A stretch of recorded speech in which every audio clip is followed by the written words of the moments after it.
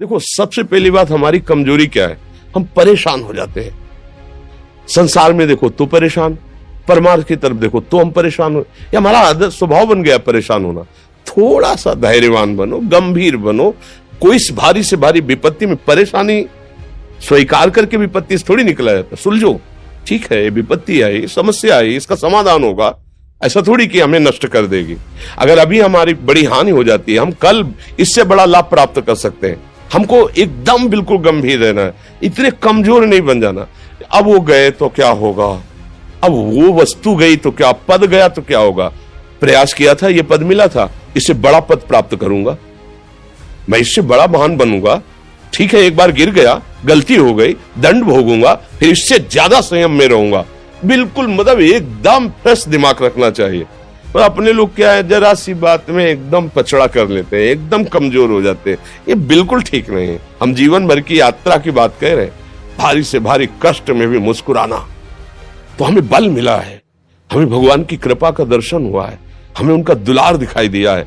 अगर ऐसे तो भाग जाते, फिर परमार्थ में थोड़ी चलना होता है। आज जो आप सुन करके लाभ लेने की चेष्टा कर रहे हो ना, ये केवल प्रवचन नहीं है, ये जीवन है। अगर ये जिए ना होते ना, तो ये इसका प्रभाव नहीं पड़ता, फिर वाणी का प्रभाव नहीं पड़ता।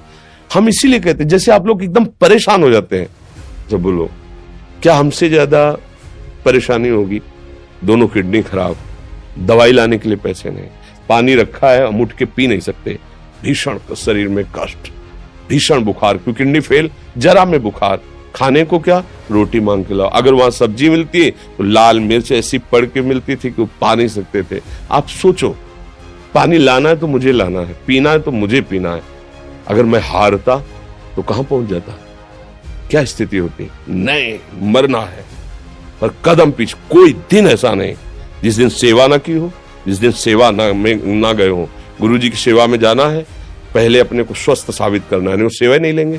तुम बीमार हो, तुम कष्ट में हो, ऐसे उनकी दृष्टि परेशान थी, सेवा की, आके लेट गए।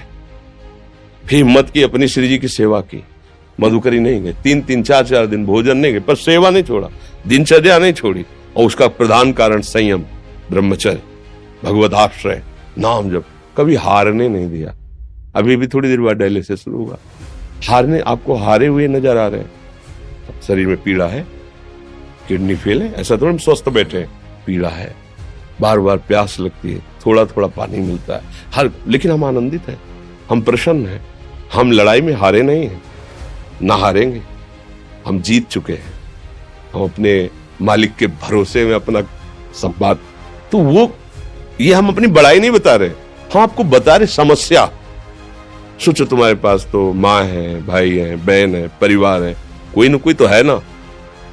मेरा किसी ने कभी जीवन में ध्यान भी नहीं दिया, क्यों? बचपन से बाबा जी बन गए, किसी से प्यार नहीं, किसी से संबंध नहीं, कोई जानकारी नहीं, हम कहाँ हैं, वो कहाँ है, किसी से कोई मतलब नहीं। अच्छा, जवान साधु कौन श्रद्धा करे? कभी गांव जाने की हिम्मत नहीं पड़ती कि रोटी मांग ले, पता नहीं लोग क्या सोचेंगे, क्या भावना कर ले। हम दरवाजे पे खड़े हैं, क्या कैसी भाव, जो हमारे सामने आकाश वृत्ति से आया यौवन अवस्था में, वही पाया, अन्यथा भूखे रह गए।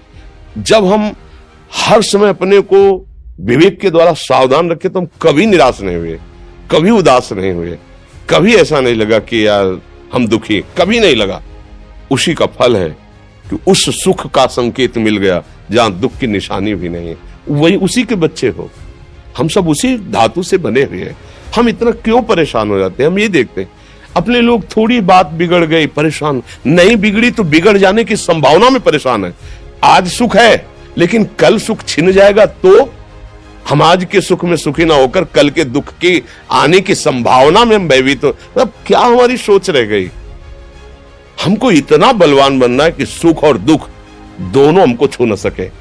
भारी से भारी सुख की व्यवस्था है तो अहंकार नहीं, हर्षित होकर किसी का अपमान न करे कि हम धनी, हम पदाधिकारी, अमुक।